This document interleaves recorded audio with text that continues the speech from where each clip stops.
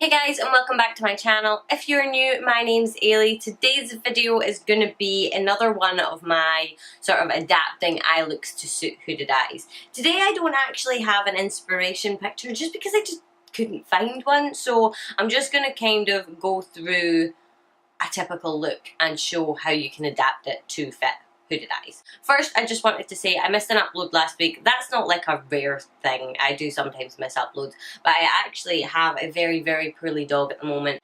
So I took this whole week just to try and be with her as much as possible just in case, and obviously to look after we got her diagnosed, and hopefully, fingers crossed, she's now on the mend. So fingers crossed that it was just a scare and that she's going to be okay from now on. But that is why I missed my Wednesday upload, I think. So, and that's why Fridays will be late, or would have been late anyway. So yeah, what I'm going to do is, I did sort of a halo eye last time. I'll link it up here for you. It was a recreation of one of Jamie Genevieve's looks, and basically it was sort of like a halo eye look. So today I think what we'll do is we will do a half cut crease, and yeah, I'll show you how to adapt when other people do it, just to kind of give you some tips and tricks on how you can take any half cut crease look and adapt it to your eye shape. So let's get started. So I jumped off camera just for a second, well it was a little bit more than a second, to do this eye off camera because I did it last time and I actually kind of liked it. So the first thing that we're going to do, because I don't want this video to be a million years long, is, like I said in my last video, if you have hooded eyes, you have to prime. You don't have to use a primer. I like the paint pot from MAC in Painterly, but like there's loads of different shades that you can get. I've had this for like 2 years now, and look how much, I mean, there's still loads in it. So yeah, they may be a little bit on the pricey side, but they last a really long time. Okay, so once I've primed, I've begun priming and not setting my primer just because you get a really good colour payoff that way. Now, I did make a couple of mistakes on this eye, which I'm going to repeat on this eye, but I'm going to tell you about them. It's not anything bad, like it's going to affect the overall outcome. It was just the shades, but I do want the look to look cohesive. So that's one thing I will say. If you make a mistake on one eye and you manage to fix it, always make the same mistake on the other eye because you want them to look the same. And if you've managed to fix it on this eye, you'll manage to fix it on this eye, so it doesn't really matter too much. The other thing I was going to say is you don't have to have an eyeshadow primer like I was saying before. You can use concealer, you could get the P. Louise base, you could use a MAC Painterly paint pot, you could just pull your foundation up over your eye. Just give yourself some sort of base, because your clean skin isn't gonna help the eyeshadow stick to it, if you know what I mean, and even if it does, you will get creasing and things like that. So same again, I'm not going to call out what shades, or I'm not going to like hold this up every 5 seconds to show you what shades I used. So we're just basically going to do what I did over here,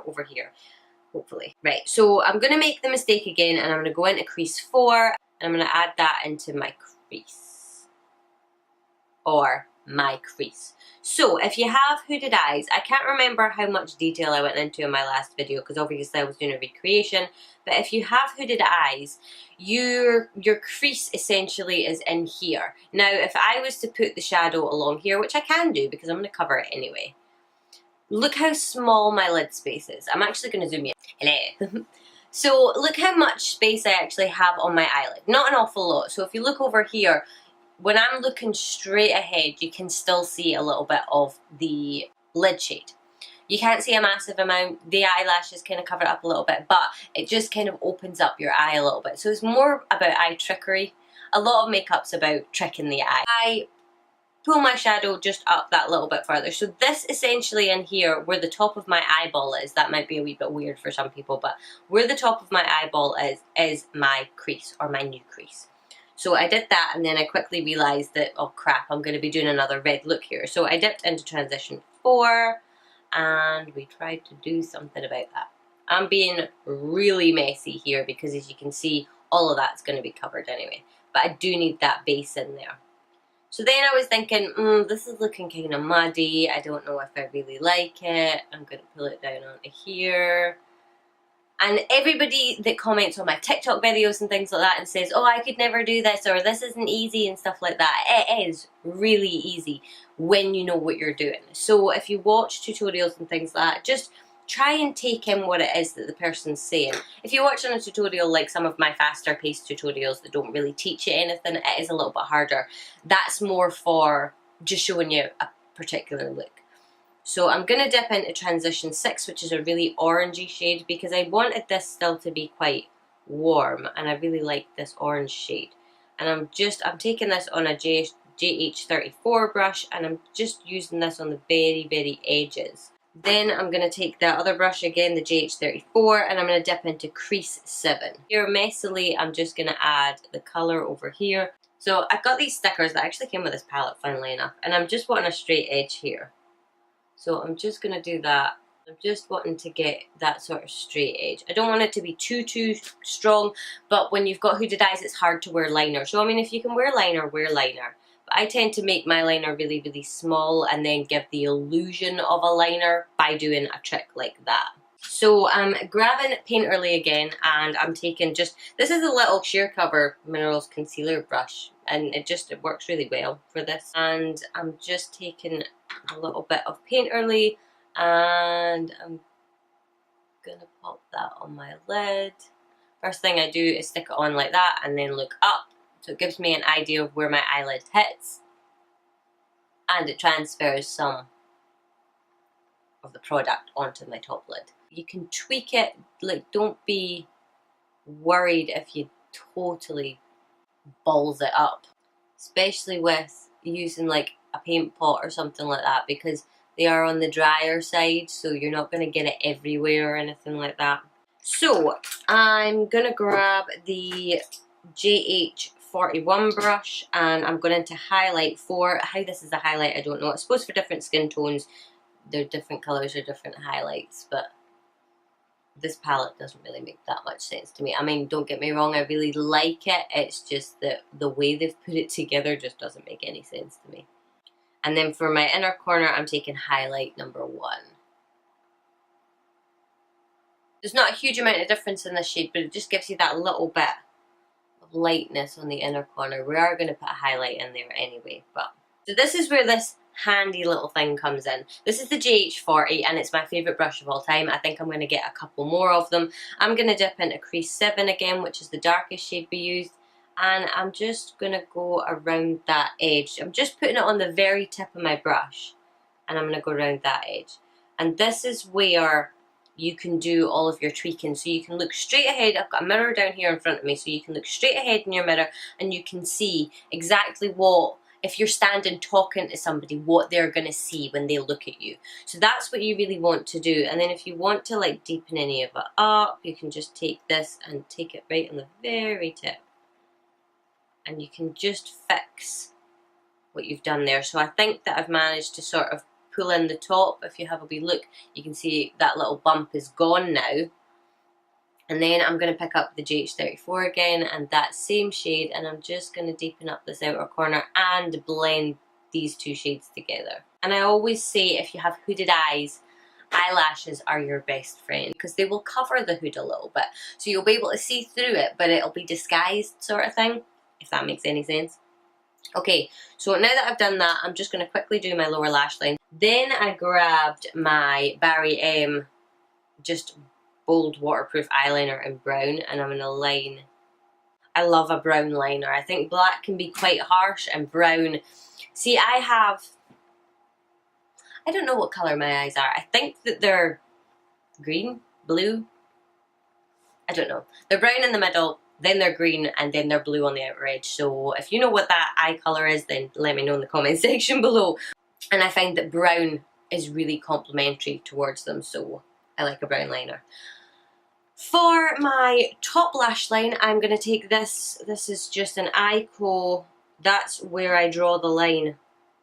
I do liquid liner. I don't even know what this is exactly called, but anyway, it's just their liquid liner. It's got a little felt tip. If anybody knows of a good one with a brush tip, I would love to try one. I extended it slightly, so with your eyes open, especially if your eyes are hooded right into here, draw a little line. It will look disjointed when you close your eyes, but it will look better when you've got them open. And that's just another way of elongating your eyes and making them look a lot sort of more almond and more upturned rather than downturned, because a lot of people with hooded eyes, their eyes will appear downturned on the edges, which makes you look quite sad, or I noticed that it makes me look quite sad. So I'm just going to throw on some mascara now, and like you saw, I only did a really thin line, and I didn't do a wing, I just sort of flicked it up at the end, because the problem with doing a winged eyeliner is you do your winged liner to elongate your eyes, to give you that cat eye effect, and if you have hooded eyes, you still can do your winged liner. I know a lot of people that really suit like a straight wing, but the problem is you're trying to elongate your eye, you're trying to make it look like a cat eye, and when you do it on a hooded eye, as soon as you open your eyes, it kind of droops and then goes up, so it actually makes your eyes look droopier. With your lashes, you don't want to go too crazy, you don't want to go for anything that's going to hit your eyebrow, because if you do have hooded eyes, you will tend to have, you might have puffiness up here like me, or you may not have an awful lot of lid space, and it can look a little bit crazy if your eyelashes are touching your brows. Like you can see that these ones are quite, they're not very natural, but they are quite natural. And another thing I would suggest with lashes is cut them short. So I never ever bring my lashes right into my inner corner, and I find it really uncomfortable anyway. These ones start out here. I probably cut them a little bit too short, but I actually find them really comfy. But they start right about here, which is on the iris part of my eye. And it actually helps elongate, again, elongating the end of that eye and making it into a cat eye. Highlighting the inner corner is such a good trick for hooded eyes as well. So that is like one of my main, even if I'm not wearing any eye makeup, I always highlight my inner corners. Like if I'm wearing like foundation or a tinted moisturiser or anything like that, I'll always stick a little bit of highlight on my inner corners, because I just find it makes me look more awake. So this is the finished look.